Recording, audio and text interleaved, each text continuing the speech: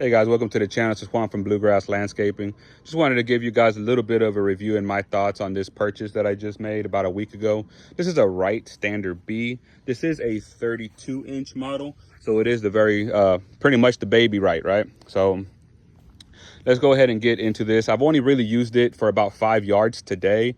As you can tell, it is October, so that means the season is winding down here in Texas. Grass is starting to go a little bit dormant, not really growing much, so not a lot of properties to mow or maintain at the moment, but I did want to get a little bit of use out of it. I bought this for next season, but I did want to give you guys my thoughts and some of the features and specs about this Wright Standard B mower. So this is a 2025 model. It is brand new, even though it's a little bit dirty. We did get a little bit of rain, so it was a little moist out there, but I did want to give it a little cut before I put it away for the season. Something to note is on these little flaps right here, on the Skag, usually you had to put or on most mowers, should I say, I see people put bungees. I see people put, little pieces of wood, blocks of wood to kind of keep it up. On this one, you don't have to. It actually has like a little spring that you can go up and down with. So just kind of maintains itself, so that's pretty nice. Haven't really seen that, but this is my first Wright mower that I've had. So another thing to note that's new for the 24s and 25s is they do come with a commercial engine, guys. So before, they used to come with an FS 600 Kawasaki motor that did not have the external air filter that this one does, little canister filter. This is an FX 600V. As you can see right here, it's a 19 horsepower. I believe the previous model was 18.5 horsepower FS motor, which had like the little baby air filter, which is more of a high-end residential than it is a commercial. So another thing to note is this goes up to a 5-inch and stops at a 2. I believe my Skag goes down into the 1s. I don't know, I have to go back and check that.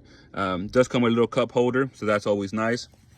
You set your deck height with this little pin right here, and as you can tell, there's no like actual button, so you pretty much just kind of have to like stand on here and then pull back over and then go down to whatever setting that you preset it to. Also, the wheels are a little bit small, but that's a given. As you can tell, it's pretty flush with the actual deck, and that's so that it can have a small footprint so you can get through those back gates. Why did I go with a 32 over a 36? My properties. So guys, measure your gates. Make sure you guys know which ones that you need to go through. Me personally, I wouldn't be able to go through about 10% of my gates if I got a 36, which it was a non-negotiable for me. I'm a solo operator, so I purchased this, paid a good amount of money. We can get into the price on another video if you guys are that interested. But if I paid that much money, I want to be able to go through every single gate. I'll sacrifice those 4 inches for me to be able to go to the backyard, right?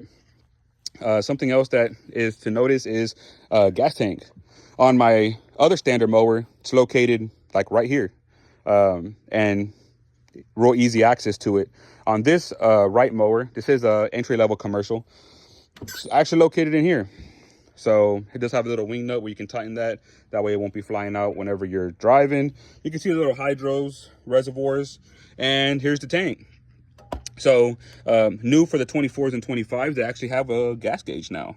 So that's pretty nice. I think in previous models, you had to use these little kind of cutouts, and it was translucent, like transparent, if you will, gas tank. So you could really kind of tell how much you had. But on this one, it's actually solid black, so you need that gas gauge. So I don't know if they changed that out for any particular reason, but yeah, we got a gas gauge now, and you can look at it. If you can kind of see right there. So that's kind of nice. You can actually look at it without actually physically opening that cushion. You do have some wheelie wheels. I mean, if you're doing some slopes, this machine doesn't have enough power for you to do wheelies. While we're back here, you can also, we can also talk about the hydros. So I was in between a Wright Standard B32 or a bad boy 34-inch SD. So the Revolt. Why'd I choose the Wright? Well, first of all, you get better hydros. I really enjoy the fact that it comes with more sturdier hydros.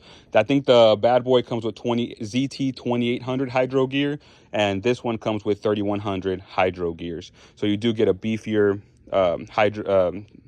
transmission, which Anybody that mows on 0 turns, no transmissions, and motors are the 2 biggest things that you need to look for. This one has the full commercial FX motor. The bad boy only had a high-end residential FS600, which is the one that previously came on this model as well, but they upgraded recently. So here's the battery.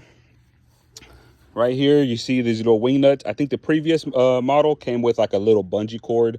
I don't know which one y'all prefer, but to me, this seems a little bit more like secure than a bungee cord and maybe a little bit more permanent. But yeah, so there's that. Oh, here we have the little brochure. If y'all want to take a look at that. Like I told you, I just barely bought this last week. Man, I can't even. Here it goes. All right. So I'll go ahead and stop a little bit right here so you guys can kind of look at it. Look at all the features that come with the 32, 36, 48, 52, and 7 mile per hour cut speed. Let's be realistic. You're not going to get 7 miles per hour out of this machine. Most likely, an all right cut speed will probably be closer to about 3 to 4 miles an hour if you're not trying to leave too many stragglers behind. But engine's plenty strong enough to go through thick grass, so I'm happy to report that. Floating deck. For those of you who are floating deck fanboys or fangirls, floating deck. That's a big thing that the Wright offers versus the bad boy SD. Both good mowers, don't get me wrong, but this is something that I did not see on that particular model. So for those of you looking for a floating deck on a entry-level package, there you go. Flat free front tires. So these are solid rubber. That's something that doesn't come on every single mower, so that's pretty nice. You don't have to worry about having to pump those up or, you know, just another tire for you to get a flat on, right? If you've ever had a flat or driven to a property and then try to roll your mower off and you notice that the rim's basically trying to come off, not a good day, right? You're not having a good day, especially if you have to push mow the rest of the time. So flat free tires are always good. I don't know if you can get twills on this kind of mower. I don't know if twills go that small. For those of you who don't know what twills are, they're full rubber, airless tires. Normally I'll see them on like a 48-inch and above, but I'm not too sure if you can get that on this particular size. Because if you do try to put twills on here and they're a little bigger, you're kind of taking away from your gate entry access, if you will. But yeah, this is my brand new Wright 32 Standard B. If you guys have any questions, put them in the comments. Make sure you like and subscribe. Guys, we just started this channel and we'd like to keep it going. So if you like the content and you want to know more about landscaping or how to start a landscaping business, hit that subscribe button and stay tuned because there's more videos to come. Thank you guys. Y'all have a great day.